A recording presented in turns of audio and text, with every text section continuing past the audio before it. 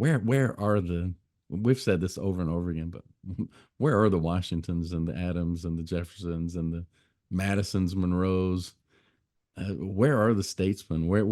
Where's that level of intelligence that they could go in and talk philosophy and So talk on issues of the day and know how to farm and know how to do things, know how to wage war. They knew all of these things. They were Renaissance men. Where are they? And I'm not one. I'm not claiming to sit here to say it's look at me, I'm the one, because I'm not. What the hell happened to us? so you said we brought this up multiple times, and I have actually tried to think about it because it's an interesting point. Look at how these people were raised. I mean, really look at their lives when they're younger. So, you have that. You have the Audible book on John Adams, actually, as well as I think you also have one on Jefferson as well, don't you? So Washington, Adams, Jefferson, Okay. Grant, Lincoln, The only one I've gotten Napoleon, through so far is Adams Churchill. all the way. So I got through Adams all the way. I haven't got through. I only recently started with Washington. I was going to get Jefferson later. But when you look at a lot of their early life, their families are very much grooming them in a way to success, right? They are very much from the very get go. You will learn the Bible. You will learn philosophy. You will learn these things. You will learn to be an honorable man. That sort of stuff was pushed very heavily into them at a very young age. And do we have any equivalence to that whatsoever in today's society for children at all? Even the most spectacular of schools we have are still nothing when it comes to that same level of instilling those kind of virtues into people that they had at that time period. No, And don't because, the only curriculum I've seen that even has any of that is that classical conversation homeschool yeah, curriculum that Justin and Ashley are, are are doing with their kids. But that but curriculum actually does that. But the also problem still comes into the fact of the people who they would have to associate to get things done were of the upper epsilon when it comes to intelligence as well. Because back then, obviously, if you had nothing, you couldn't vote, you had no real impact on things. Now we have to appeal to the lowest common denominator on everything. Again, it's the problem with democracy, right? Is you have to go and try to appeal to people who are frankly too dumb to vote. And I will gladly just say it that bluntly because I don't know how you look at some people and say, oh, yes, this person has a reasonable opinion on anything for the most part. I mean, you have people out there who couldn't even tell you the year this nation was started, a large amount of people who couldn't tell you that. And yet, they have just as much of an impact as everyone else. While back then, that wasn't the case. They didn't have to concern themselves with that. They didn't have to sit there and lower their intelligence to that level. They could have conversations with people of equal intelligence, if not greater. And they did that again from birth. So I do think there does, you point out a lot of times that you are who you hang around with the most, right? Well, guess what? Even if we don't choose to, we are in a society surrounded by idiots. You're telling me it doesn't have some impact that even if I'm not intentionally trying to listen to stuff like Nicki Minaj or any of that crap, when I go outside and have to associate with people, who am I associating with? I'm associating with a lot of people who do listen to that crap. You're not telling me that doesn't have some draining effect on the youth of this country as they're going up? When they're online and these are the people who they're engaging with, it is impossible right now not to have to sit there and, in a way, lower yourself to just extremely pathetic standards, which in a way is going to sit there and cause you to, I personally, I think it's going to cause you to not be as philosophically inclined when it comes to the way you think, because you just So can't do it in your everyday life. so if you're looking at successful marketing copy and regardless of the platform, we're talking successful marketing copy.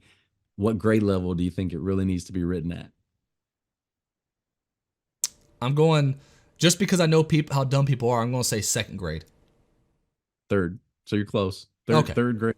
Third grade is generally the target for successful marketing copy. It's ridiculous, but for all of my life and all the different public speaking courses and things I've taken, it's always been you want to make sure you're speaking at like a sixth or seventh grade type Yeah. of a level, and so it's always been told to dumb it down.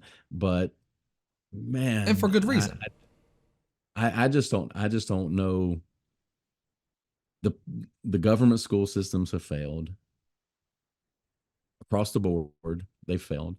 Our institutions of higher learning that used to be special places where you could, even if you weren't specializing in something that really matters, you could go get a classical Yeah. education.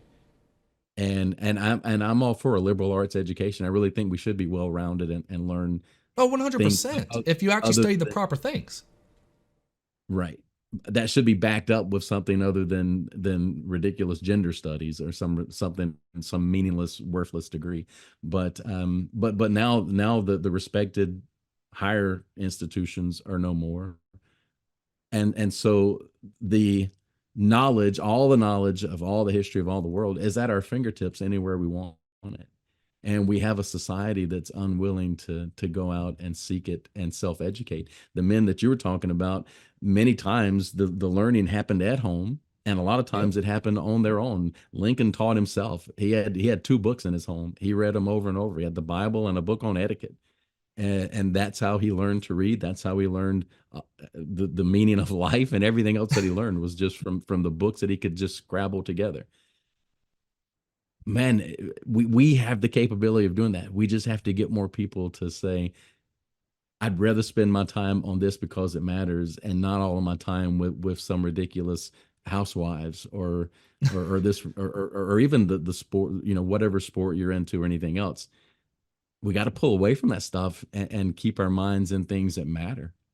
Well, and here's the thing. Here's where I think libertarians are a little bit off at times, where they act like the things that are happening in society really don't matter all that much because it's your individual choices that matter.